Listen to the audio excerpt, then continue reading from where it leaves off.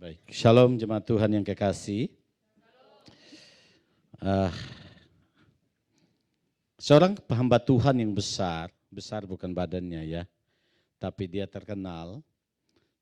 Dia pernah menceritakan tentang satu kisah di mana dia tidak hanya memegang satu gereja, tapi dia juga memegang gereja yang lain.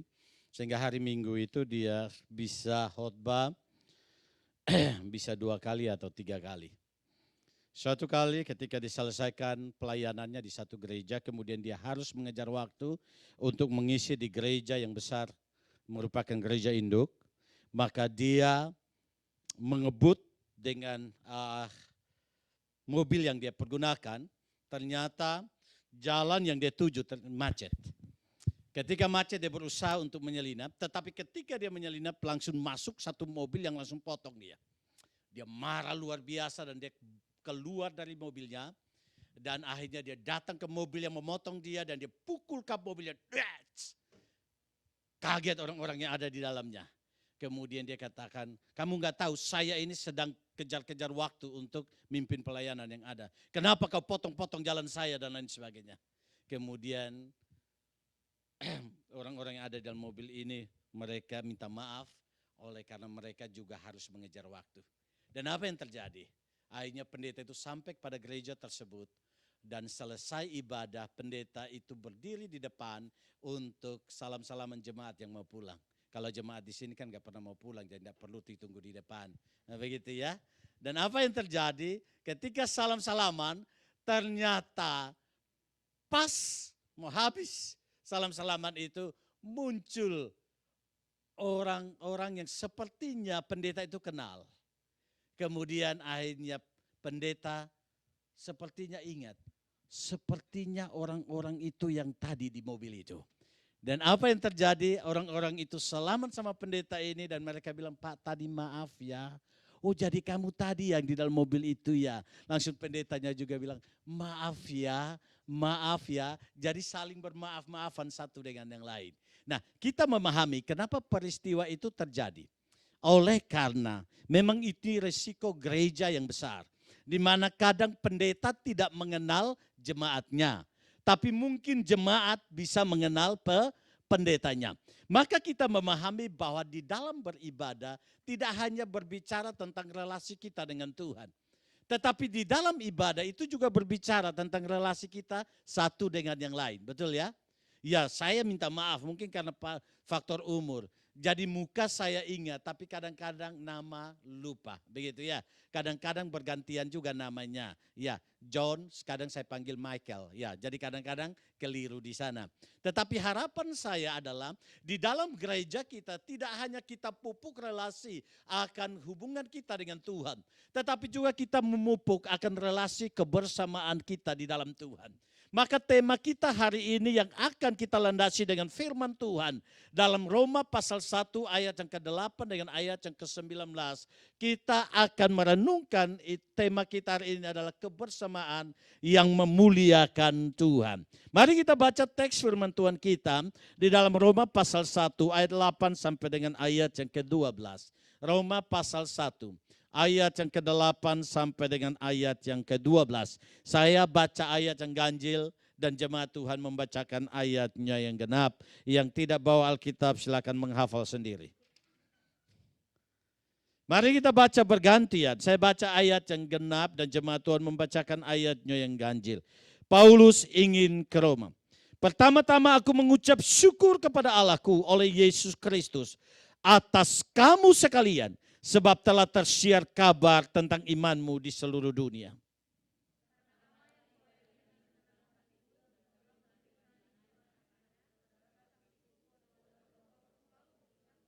Aku berdoa semoga dengan kehendak Allah, aku akhirnya beroleh kesempatan untuk mengunjungi kamu.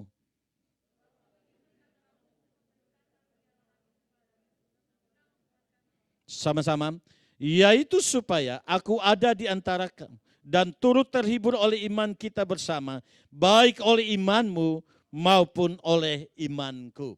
Nah jemaat Tuhan yang kekasih, kita memahami bahwa Paulus adalah seorang hamba Tuhan yang luar biasa. Kenapa luar biasa? Bukan hanya karena dia biasa di luar. Oleh karena dia sering kali melakukan perjalanan-perjalanan misi. Tetapi selanjutnya adalah Paulus adalah seorang yang sangat-sangat punya relasi yang intim dengan jemaat yang dia layani. Tetapi sesuatu yang mengherankan adalah jemaat Roma bukanlah jemaat yang dirintis oleh Paulus. Tetapi walaupun jemaat Roma adalah jemaat yang tidak dirintis oleh Paulus, tapi Paulus punya satu relasi keintiman yang begitu indah dengan jemaat Roma. Dan di dalam relasi keintiman dan di dalam dilandasi dengan kebersamaan itulah, kita akan melihat ada beberapa poin penting yang perlu kita pelajari sebagai jemaat saat ini untuk kita bisa membina kebersamaan kita. Dan kebersamaan itu bisa memuliakan nama Tuhan. Nah, ada beberapa poin penting yang perlu kita renungkan bersama dari landasan teks firman Tuhan ini. Hal yang pertama bisa kita lihat di dalam ayat yang ke-8. Ayat yang ke-8 berkata, pertama-tama aku mengucap apa? Syukur kepada siapa? Kepada Allahku oleh siapa? Yesus Kristus atas kamu sekalian. Sebab telah tersiar apa? Kabar tentang imanmu di seluruh dunia. Kelihatannya teks ini berkata begini. Paulus itu sangat-sangat mengagumi iman daripada jemaat yang ada di Roma. Kelihatannya seperti itu bukan? Karena di situ berkata bahwa imanmu tersiar ke seluruh dunia. Apakah Paulus mengagumi iman daripada jemaat Roma? Kalau kita baca sepintas lalu kelihatannya seperti itu. Tapi sebenarnya tidak seperti itu. Mengapa? Karena di sana Paulus sedang mengucap syukur. Mengucap syukur karena apa? Bukan hanya iman jemaat Roma. Tetapi di dalam Paulus mulai mendengar kemudian mengenal jemaat ini. Ternyata dia melihat bahwa jemaat di Roma itu memiliki iman yang sangat mempengaruhi kota Roma. Jadi di sana bukan imannya. Tetapi bagaimana Injil itu bisa tersebar di kota Roma. Itu menjadi sebuah kekaguman yang luar biasa. Kekaguman yang luar biasa daripada Paulus. Maka hal yang pertama adalah Paulus mengucap syukur kepada siapa? Bukan kepada jemaat. Tetapi Paulus mengucap syukur kepada siapa? Kepada Tuhan. Oleh karena pemberitaan Injil yang menyebar di Roma. Dan ini otomatis itu berbicara tentang kelebihan jemaat di Roma. Kelebihan di jemaat Roma. Dan kalau saudara dan saya memperhatikan, Paulus tidak pernah cari tahu siapa pendiri daripada jemaat di Roma. Karena bukan Paulus yang mendirikan jemaat itu. Tiba-tiba Paulus mendengar bahwa jemaat itu ada di sana. Dan Paulus mendengar bahwa iman mereka menyebar. Dan akhirnya Injil boleh sungguh lagi menyebar di Roma. Hal yang perlu kita lihat di sini adalah Paulus sanggup mengucap syukur atas kelebihan orang lain. Ini penting kita perhatikan baik-baik. Dalam kebersamaan walaupun Paulus tidak merintis jemaat di Roma. Tetapi ketika Paulus melihat ada kelebihan di mana Injil boleh tersebar di kota Roma. Di sana Paulus mengucap syukur. Seharusnya mungkin Paulus tidak bisa mengucap syukur. Mengapa? Karena Paulus sendiri pernah memperkenalkan diri bahwa dia dipanggil untuk orang-orang non-Yahudi. Dia dipanggil untuk orang-orang non-Yahudi. Tetapi kenyataannya adalah kota Roma adalah pada saat itu menjadi pusat di mana mempengaruhi seluruh dunia. Tetapi kenyataannya adalah Paulus tidak pernah datang ke Roma untuk memberitakan Injil Tuhan di sana. Maka secara manusia Paulus harus cemburu dengan orang Roma, betul? Jemaat Roma, bahwa mereka bisa menjangkau Roma. Mereka bisa memberitakan Injil di sana. Iman mereka bisa menyebar di sana. Tetapi Paulus tidak sampai ke sana. Seharusnya itu titik kelemahan daripada Paulus. Tapi mari kita melihat. Paulus melihat bahwa jemaat Roma adalah jemaat yang sudah Tuhan karuniakan dengan cara Tuhan sendiri. Untuk membangun jemaat ini untuk menjadi berkat bagi Roma. Maka di sana Paulus mengucap syukur untuk kelebihan yang ada di tengah-tengah kota Roma. Jadi bukan hanya iman mereka. Tapi pemberitaan Injil mereka yang menjangkau akan Roma. Ini penting bagi kita sebagai orang-orang yang ingin memupuk kebersamaan. Mengapa? Karena kalau kita tidak sanggup mengucap syukur kepada Tuhan oleh karena melihat kelebihan orang lain. Itu akan menjadi momok di dalam kebersamaan kita. Amin itu. Paulus sanggup melihat kelebihan daripada jemaat di Roma. Bahkan Paulus tahu bahwa dia punya kerinduan untuk datang. Tapi dia tidak sempat datang ke Roma. Ternyata ada jemaat Roma yang Tuhan sudah bangkitkan untuk menjadi berkat bagi Roma. Maka Paulus mengucap syukur bukan kepada jemaat Roma. Tapi dia mengucap syukur kepada Tuhan. Apa yang saudara dan saya mengerti? Kalau Paulus mengucap syukur kepada Tuhan, maka Paulus melihat bahwa iman itu bukan muncul daripada jemaat itu, tapi iman itu muncul daripada Tuhan. Amin itu. Maka di sini Paulus mengajarkan satu hal yang indah. Di dalam kebersamaan kita bisa mengucap syukur. Kalau kita melihat segala sesuatu itu bersumber daripada Tuhan. Amin itu. Saudara dan saya tidak akan pernah bisa mengucap syukur kalau saudara dan saya tidak bisa melihat setiap pertumbuhan itu muncul daripada Tuhan. Bersumber daripada iman. Maka Calvin berkata bahwa jemaat Roma adalah jemaat yang beriman. Maka pantaslah Paulus mengucap syukur sama Tuhan. Karena iman itu adalah karunia daripada Tuhan. Itu penafsiran Calvin ketika dia menafsirkan akan teks ini. Maka mari kita boleh sungguh lagi melihat sebagai anggota jemaat Tuhan yang ada di sini. Janganlah engkau tundukkan kepalamu dan melihat hanya dirimu. Dan di sana engkau hanya menemukan kelebihan dirimu. Dan di situ itu membuat engkau menjadi sombong. Sehingga engkau tidak pernah mengangkat matamu dan melihat bahwa orang lain juga punya kelebihan. Maka di sana kita tidak akan pernah bisa bekerja sama dengan baik. Kita tidak akan bisa memupuk kebersamaan di tengah-tengah kita. Kalau kita tidak sanggup mengucap syukur pada Tuhan oleh karena melihat kelebihan orang lain. Bukankah dikatakan manusia ini punya dua kantong? Tahu ya, pernah dengar cerita itu ya? Enggak tahu juga. Tahu. Kantong depan dan kantong belakang. Di depan itu isi apa? Di depan isi apa? Masa depan. Di depan itu isi masa depan. Di depan itu isi kebaikan dia dan kekurangan orang. Tetapi di belakang itu adalah isi kejelekan dia dan kebaikan orang. Jadi ini menjadi kantong yang sering kali kita bawa di mana-mana. Yaitu ketika kita ketemu orang, kita ketemu kelebihan, kita ketemu orang yang kita ceritakan kelebihan kita.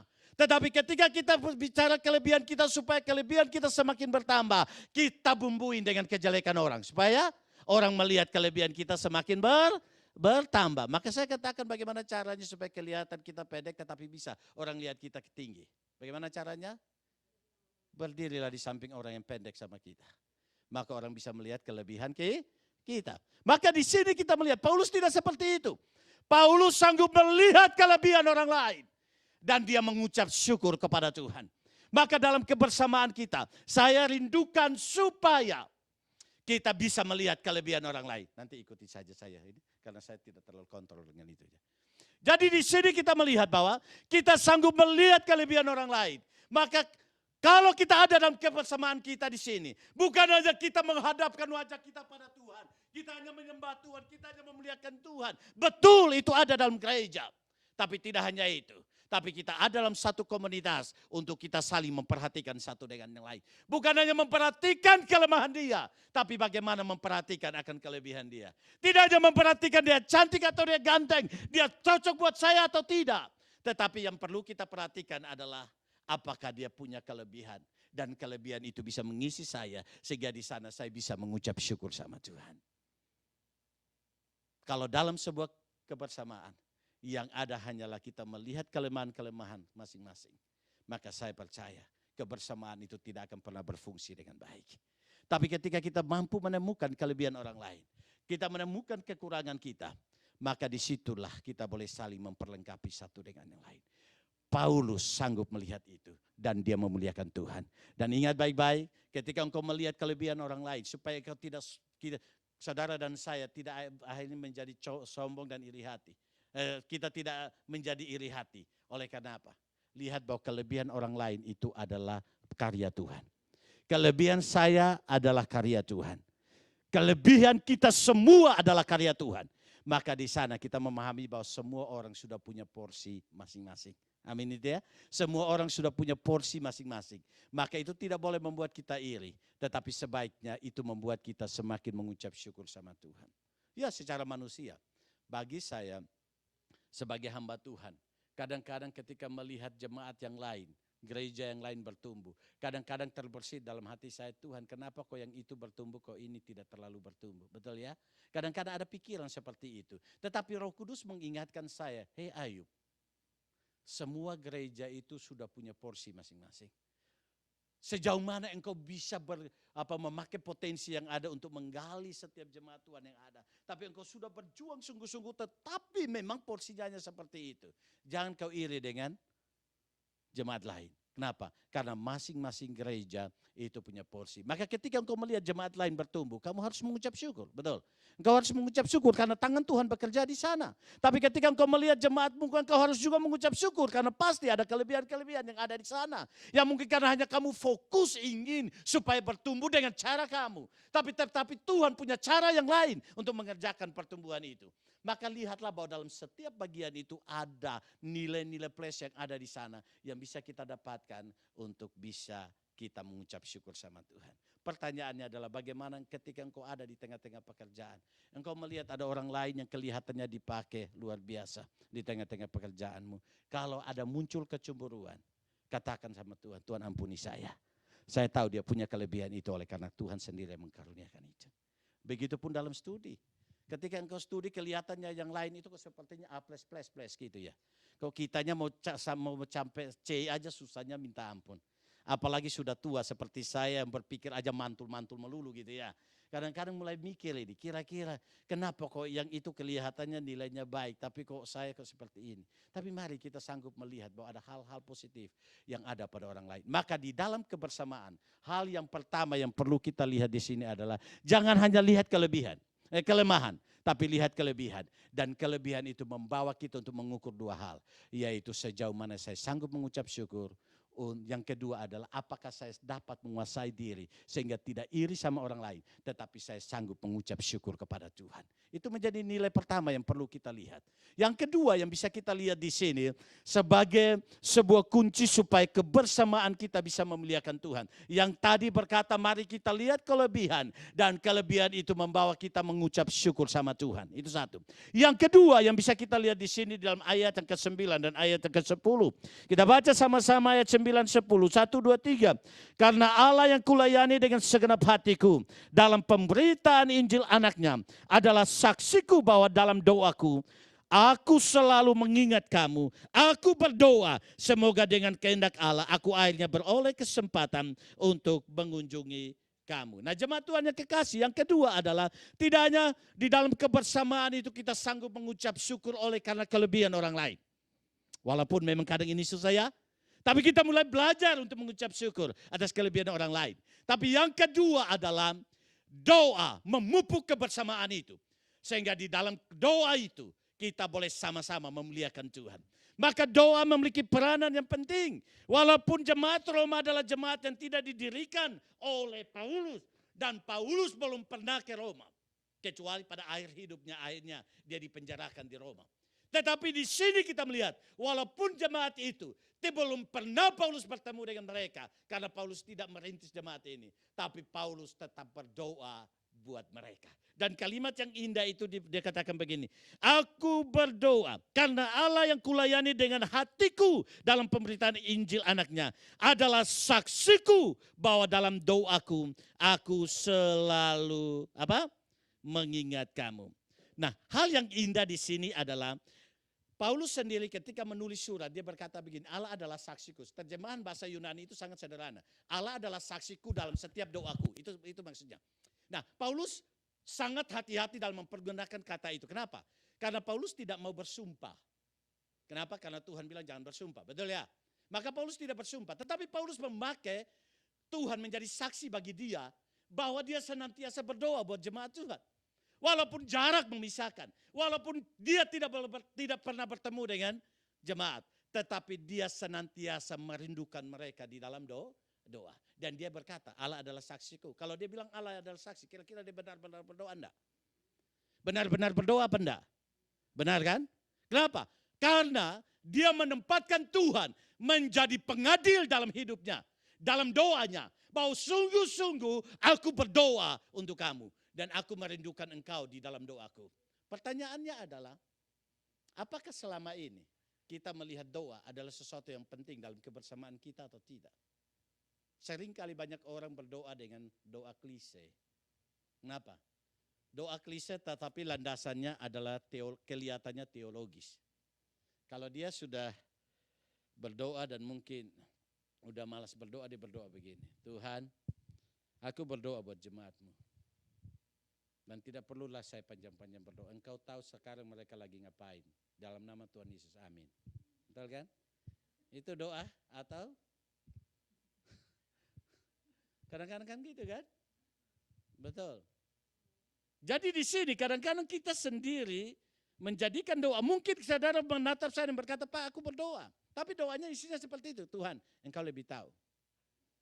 Nggak usahlah saya panjang-panjang. Amin. Betul ya? Selesai bukan? Tetapi mari kita melihat, kalau kita meneliti doa-doa daripada Paulus, dia sangat rinci untuk berdoa bagi jemaat. Berdoa bagi jemaat.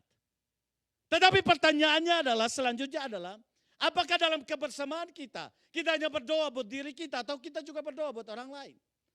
Apakah ketika kita mengingat teman yang ada di samping kita berdoa buat dia apa tidak? Ataukah Tuhan mengingatkan kita adalah wajah-wajah teman-teman yang muncul di dalam wajah kita, kemudian dapatkah kita berdoa buat mereka?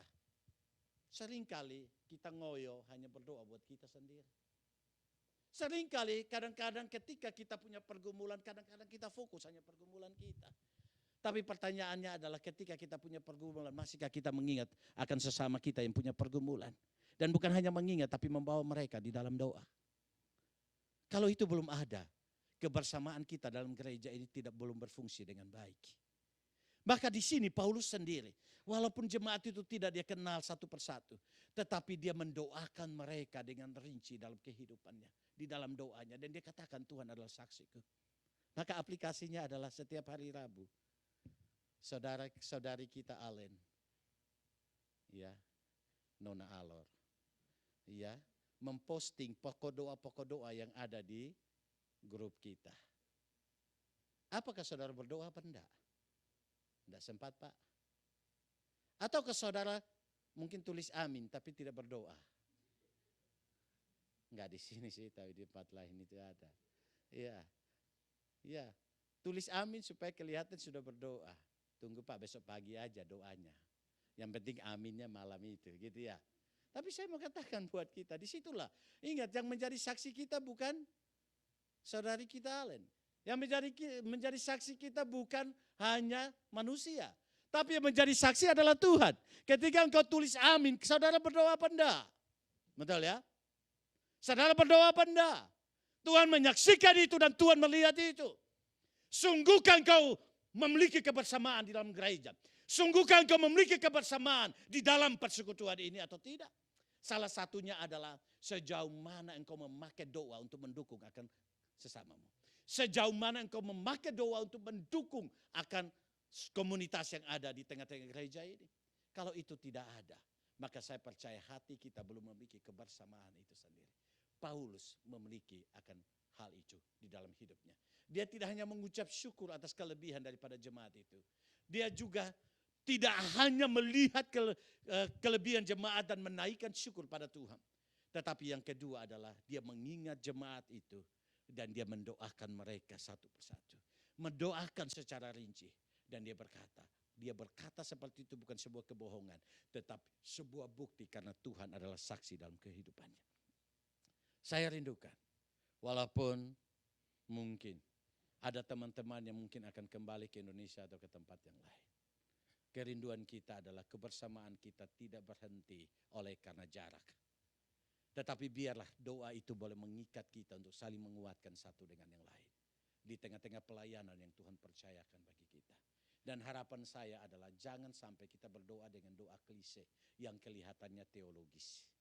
Tetapi marilah ketika kita mengingat seseorang, marilah kita bawa di dalam doa. Seringkali jemaat hanya mengharapkan supaya pendeta mendoakannya. Betul ya? Betul kan? Kebanyakan seperti itu kan? Betul kan? Ketika gaji tidak lancar langsung telepon Pak Pendeta, tolong dulu gaji nggak lancar ini. Iya, dipotong itu 1 yen Pak, tolong doakan supaya 1 yen itu kembali. Betul ya? Tetapi selesai 1 yennya datang, akhirnya pendeta pun dilupakannya. Padahal dia tidak tahu, pendeta juga lagi empot-empotan. Gitu ya. Ya. Tetapi seharusnya, saya sangat senang sekali kalau tidak hanya jemaat mengatakan, Pak tolong doakan saya. Tapi jemaat berkata, Pak apa yang perlu saya doakan. Hal yang sangat menggembirakan hati saya dan ibu sebagai gembala adalah ketika ada jemaat yang berkata begini, Pak aku loh setiap malam ingat Bapak dan Ibu dan saya doakan Bapak dan Ibu. Betul? Karena saya percaya tidak ada orang kuat yang merasa untuk tidak membutuhkan orang lain. Dan tidak ada orang yang lemah yang tidak punya kemampuan untuk mendukung orang lain. Amin itu. Maka dengan demikian, doa itu tidak membatasi ini pendeta, ini majelis, ini jemaat. Tapi doa untuk mendukung sesama itu dibutuhkan oleh semua kita. Maka dengan demikian, jangan hanya minta pendeta mendoakan. Tetapi sejauh mana saudara mengingat pendetamu dan engkau mendoakannya. Sehingga di sana kita boleh menjadi satu tim, satu kebersamaan yang terus bertumbuh bersama-sama. Saya katakan itu bukan hanya hal yang pendeta minta didoakan, itu bukan merupakan sesuatu yang aneh. Kenapa? Karena di Taman Getsemani, Tuhan Yesus berkata kepada murid-murid, berjaga-jagalah dan berdoalah. Aku pergi ke sana untuk dia katakan begini, hatiku sangat sedih, mau mati rasanya. Tinggallah bersama-sama dengan aku dan berdoalah. Di sana kita memahami Tuhan sendiri sharing pergumulannya. Dan dia meminta supaya murid-murid bisa menopang dia. Artinya apa? Tuhan sendiri secara manusia, Tuhan Yesus secara manusia dia membutuhkan akan doa dari murid-murid di Taman Getsemani. Karena dia punya beban, dia punya pergumulan, dia punya akan pergumulan yang di mana dia akan masuk dalam sebuah penderitaan. Dia butuh orang lain. Maka betapa sombongnya seorang pendeta kalau dia merasa bahwa dia tidak membutuhkan akan doa daripada jemaatnya. Tapi betapa sombongnya jemaat kalau jemaat merasa bahwa dia tidak membutuhkan akan doa daripada jemaat yang lain. Kita semua membutuhkan doa karena doa adalah sebuah kekuatan bagi kita semua. Saya rindukan persekutuan ini tidak hanya dipenuhi dengan ucapan syukur. Tetapi di dalam persekutuan dan kebersamaan kita dipenuhi dengan doa kita satu dengan yang lain. Bukankah itu sebuah keindahan kalau kita saling mendoakan satu dengan yang lain. Itu ada dalam kehidupan daripada Paulus. Yang ketiga, yang terakhir. Kita memahami bahwa ayat yang ke-11-12 akan membawa kita untuk mengerti hal yang sangat penting juga yang perlu diterapkan dalam kebersamaan kita untuk memuliakan Tuhan. Mari kita baca ayat 11 dan ayat yang ke-12. 1, 2, 3. Sebab aku ingin melihat kamu untuk memberikan karunia rohani kepadamu guna menguatkan hatimu. Yaitu supaya aku ada di antara kamu dan turut terhibur oleh iman kita bersama. Baik oleh imanmu maupun apa? Oleh imanku. Jadi hal yang ketiga yang perlu kita lihat di sini adalah satu kerinduan di dalam kebersamaan itu sendiri. Satu kerinduan dalam kebersamaan dan persekutuan itu harus ada dalam kehidupan kita. Sehingga di sini Paulus berkata begini, sebab aku ingin melihat kamu. Ingin itu sudah atau belum? Belum. Tapi belum pun tetapi keinginan dan kerinduan itu ada. Kenapa? Karena Paulus tidak mau supaya dia hanya melihat atau mendengar kabar tentang perkembangan Injil di Roma. Tetapi bagaimana dia mau bertemu dengan jemaat yang antusias memberitakan Injil di Roma. Dan di sana tujuan daripada keinginan kebersamaan itu supaya untuk memberikan apa? Karunia rohani kepadamu. Di sini ayat yang ke-11, Paulus tidak berkata aku ingin memberikan karunia iman. Tidak. Tetapi aku ingin memberikan karunia rohani. Apa maksud dari karunia rohani? Semua kita masing-masing punya karunia rohani. Ada karunia memberi, karunia bernubuat, karunia bahasa roh, karunia dan lain sebagainya. Jadi Paulus katakan aku datang untuk membagi karunia rohani kepadamu. Artinya apa? Paulus mau katakan begini, dalam kebersamaan ini ketika aku datang padamu, aku gak minta sesuatu darimu. Tapi aku mau memberikan sesuatu kepadamu. Ini sesuatu yang sangat penting. Kalau saudara dan saya ada dalam sebuah persekutuan, dan persekutuan itu menjadi berkat buat kita. Maka yang kita pikirkan bukan apa yang kita terima daripada persekutuan itu, tapi apa yang kita berikan pada persekutuan itu. Itu hal yang penting di dalam persekutuan. Kalau saudara dan saya punya kebersamaan di dalam persekutuan, yang saudara pikirkan dan saya pikirkan, bukan apa yang saya terima daripada persekutuan itu, tapi apa yang saya berikan kepada persekutuan itu. Kalau konsep ini ada, maka saudara dan saya tidak akan pernah berkata begini, kok hari ini ibadahnya sepertinya tidak mengalir. Ya udah bawa air 1 ember.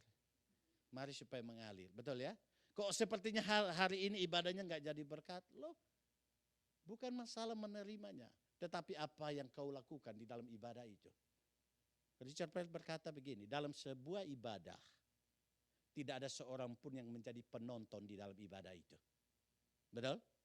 Tetapi yang menikmati ibadah itu adalah Tuhan. Maka ketika semua datang kepada ibadah, pertanyaannya adalah apa yang kau mau berikan bagi Tuhan di dalam ibadah ini. Amin itu. Apakah ketika dibilang menyanyi, engkau akhirnya malas-malas menyanyi, mau buka mulut aja susahnya minta, seperti sudah mau pingsan. Disuruh tepuk tangannya, enggak ada. Disuruh semangat untuk memuji Tuhan, enggak ada. Kenapa? Karena kita hanya mau supaya kita menerima. Tetapi kita berpikir bahwa pelayan itu adalah semua yang ada di depan kita. Dan sedangkan kita hanyalah menikmati. Berarti kamu sedang mengambil posisi Tuhan. Dalam ibadah yang menikmati ibadah itu adalah Tuhan. Semua kita mengerjakan peran kita.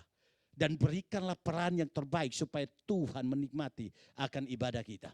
Sehingga dengan demikian, kalau Tuhan menikmati ibadah kita, semua kita tidak akan pernah pulang dengan sia-sia. Karena kita berperan dalam setiap peran kita masing-masing. Peran kita apa? Liturgos memimpin kita, singers memimpin kita, pemain musik memimpin kita. Tapi semua kita berperan dalam pelayanan yang ada. Maka di sana kita harus berikan sesuatu di dalam kebersamaan ibadah itu. Paulus tidak katakan aku datang untuk mendapatkan sesuatu daripada kebersamaan kita. Tapi Paulus katakan aku datang untuk memberikan karunia. Dan kita memahami karunia daripada Paulus itu adalah karunia bernubuat. Bernubuat itu apa? Memberitakan firman Tuhan, membagikan firman Tuhan. Tapi di dalamnya pun Paulus akan mau mendengar bagaimana iman daripada jemaat itu mengerjakan akan pekerjaan Tuhan. Maka di sana saling melengkapi. Tapi saya percaya tidak akan pernah saling melengkapi kalau yang ada dalam pikiran kita, saya dapat apa dalam kebersamaan itu. Betul. Saya dapat apa dalam kebersamaan itu. Tapi kalau dalam pikiran kita apa yang saya harus berikan dalam kebersamaan itu, maka saya percaya kebersamaan dan persekutuan itu semakin hari semakin kuat. Karena semakin kita menggali potensi diri kita, apa yang ada pada kita yang kita mau kasih buat Tuhan. Ingat, kita kasih dalam kebersamaan itu untuk bisa dinikmati. Tetapi terutama tujuannya untuk kemuliaan daripada nama Tuhan itu sendiri. Maka ini hal penting. Di dalam kita merindukan kebersamaan, kita mulai cari tahu kira-kira apa yang saya bisa berikan buat Tuhan. Berikan dalam kebersamaan itu. Maka saya percaya kebersamaan itu akan memuliakan Tuhan. Kenapa? Karena tidak mungkin mulut mengerjakan apa yang dikatakan oleh kaki. Tidak mungkin kaki mengerjakan apa yang harus dikerjakan oleh tangan. Tidak mungkin telinga mengerjakan apa yang dikerjakan oleh tangan. Atau oleh rambut dan lain sebagainya.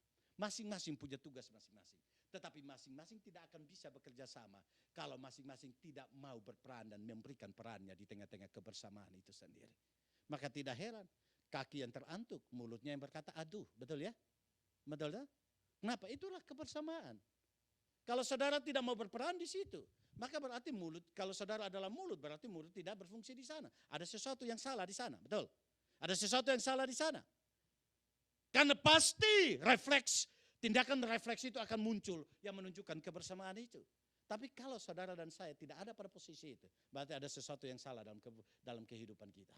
Maka ini menjadi hal yang penting. Paulus merindukan sebuah kebersamaan karena dia mau memberikan sesuatu dari dirinya sebagai karunia rohani. Jadi bukan karena kontribusi daripada Paulus, tetapi karunia yang diterima daripada Tuhan dan dia mau bagikan itu kepada jemaat.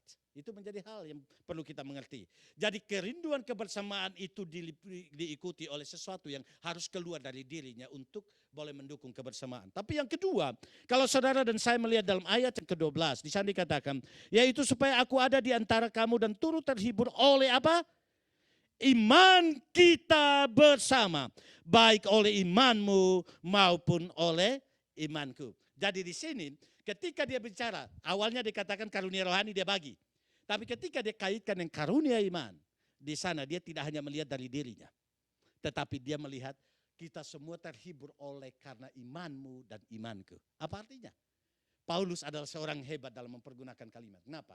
Karena dia berkata, dari kalimat ini mau katakan begini, aku punya iman, karunia iman, tapi kamu juga punya karunia iman. Artinya apa? Paulus tidak menempatkan dirinya lebih tinggi daripada jemaat. Dan dia berkata, aku punya karunia iman, kamu gak punya karunia iman. Tidak. Tapi Paulus berkata, semua kita terhibur, kamu dan saya terhibur oleh iman. Maka di sini Paulus tidak menempatkan diri lebih tinggi. Tetapi Paulus menurunkan akan posisinya. Dan melihat bahwa jemaat punya iman, dia punya iman. Maka di sana mereka saling sama-sama memiliki posisi yang sama di hadapan Tuhan. Maka di sana mereka sama-sama terhibur satu dengan yang lain. Melalui iman itu. Saya percaya ketika saudara dan saya menempatkan diri lebih tinggi daripada sesama orang lain. Maka saya percaya kita belum tentu menjadi berkat buat orang lain. Betul ya? Paulus seorang yang top, terkenal luar biasa. Siapa yang tidak pernah kenal Paulus? Sampai saat ini saja di kita Hama kita tetap kenal Paulus. Betul? Dia sangat terkenal luar biasa. Tetapi dia ketika memperhadapkan pada jemaat yang ada yang belum dia tahu. Dia bukan menempatkan dirinya lebih tinggi. Tetapi dia menempatkan dirinya sama dengan mereka. Sehingga di sana Paulus percaya bahwa dia pasti terhibur ketika ada di tengah-tengah jemaat itu. Dan jemaat itu juga terhibur oleh karena iman daripada Paulus. Dalam kebersamaan, mari kita melihat bahwa Tuhan bawa kita masing-masing dengan pengalaman rohani masing-masing. Betul ya? Semua orang pasti Tuhan bimbing dengan pengalaman rohani masing-masing. Maka di dalam persekutuan itu tujuannya adalah untuk memperlengkapi. Dan Tuhan memberikan pengalaman bersama dengan Tuhan itu sejauh mana, berdasarkan standar daripada iman yang ada pada kita. Tuhan tidak akan pernah memberikan sebuah pengalaman rohani bersama dengan Tuhan melampaui daripada takaran iman yang ada.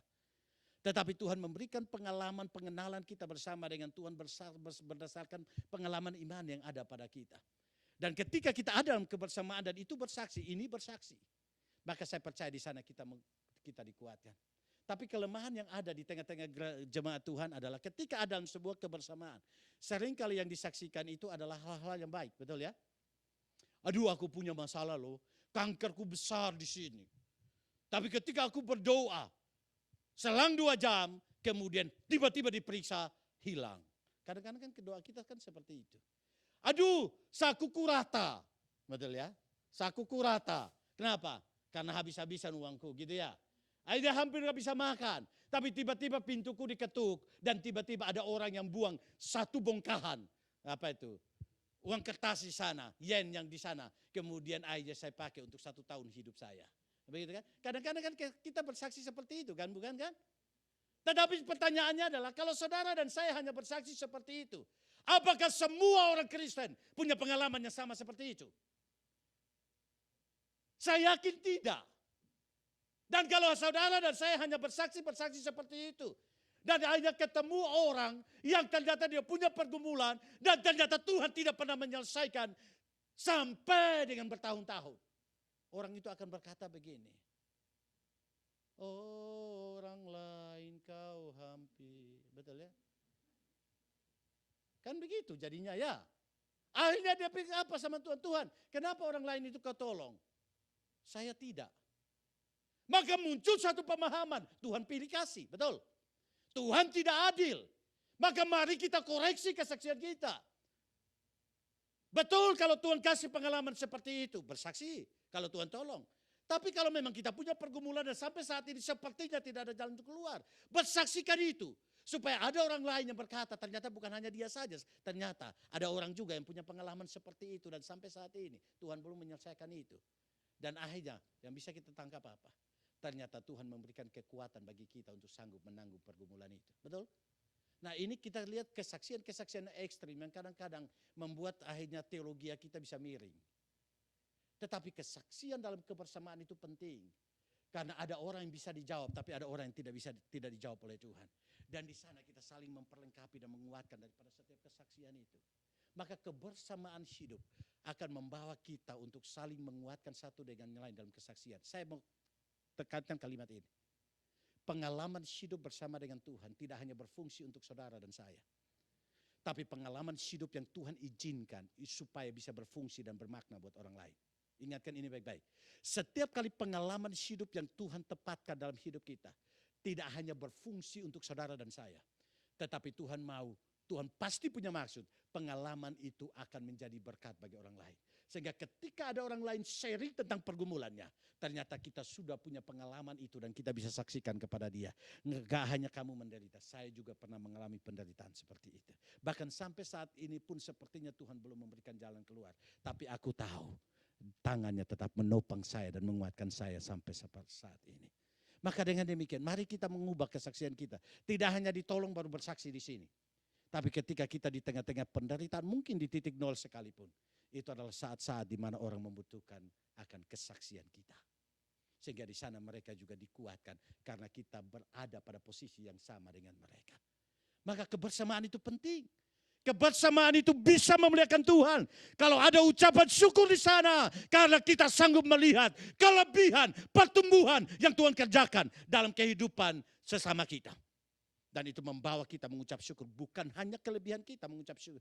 Kita melihat kelebihan kita dan kita mengucap syukur. Tapi sanggup melihat kelebihan yang ada pada orang lain yang dikerjakan oleh Tuhan. Dan kita memuliakan Tuhan dalam kehidupan kita. Yang kedua adalah kita berdoa. Tidak hanya berdoa buat diri kita. Tapi kita boleh berdoa buat sesama kita ketika kita tahu pergumulan kita. Kita berdoa buat pendeta kita. Kita berdoa buat majelis. Kita berdoa buat jemaat satu dengan yang lain. Sehingga dengan demikian kita tidak hidup untuk diri kita sendiri. Tapi kita hidup sebagai makhluk sosial yang ditempatkan Tuhan untuk menjadi berkat buat satu dengan yang lain. Kalau saat ini, selama ini kita hanya berdoa buat diri kita sendiri. Kata kalimat yang tepat adalah bertobat. Betul ya? Bertobat. Dan angkat matamu dan pandang pada samping kiri kananmu. Apa pergumulanmu? Apa pergumulanmu? Aku mau berdoa. Maka ketika kita duduk di sini, ingat baik-baik, duduk di sini bukan karena kebetulan. Siapa yang duduk di samping kiri kananmu bukan karena kebetulan. Oh begitu ya, berarti ada jodoh dong Pak. Bukan itu maksudnya. Bisa saja terjadi itu. Tetapi yang duduk, seandainya kalau itu terjadi, tiba-tiba laki-laki duduk di samping laki-laki kan repot juga jadi. Tetapi maksudnya begini, itu bukan karena kebetulan, oleh karena apa? Pasti ada sesuatu yang perlu kita peka untuk doakan bagi orang samping kiri kanan kita. Pernah nggak selesai ibadah kau katakan sama dia, kira-kira apa yang perlu aku doakan? Tapi jangan sampai ketika dia bertanya begini, jangan langsung, sok rohani lu. Jangan seperti itu. Tetapi ini kebersamaan kita. Maka katakan kira-kira apa yang aku doakan. Selanjutnya adalah ingat, kebersamaan itu penting. Kebersamaan itu untuk kita bisa membagi karunia. Dan saya lupa, saya pikir membagi karunia ini saya harus banyak belajar dari istri saya. Kenapa? Karena kalau kami mau pergi kemana-mana itu, biasanya dia mulai pikir, kita bawa apa ya untuk kasih mereka ya. Kadang-kadang saya nggak pikir seperti itu. Yang penting saya datang aja lah udah. Yang penting pendetanya datang ya udahlah. Kan saya sudah bawa doa. Tapi istri saya tidak seperti itu. Kita bawa apa ya Pak? Saya pikir ini sesuatu yang penting. Nah karunia itu tidak ada pada saya. Saya hanya bisa membagi doa.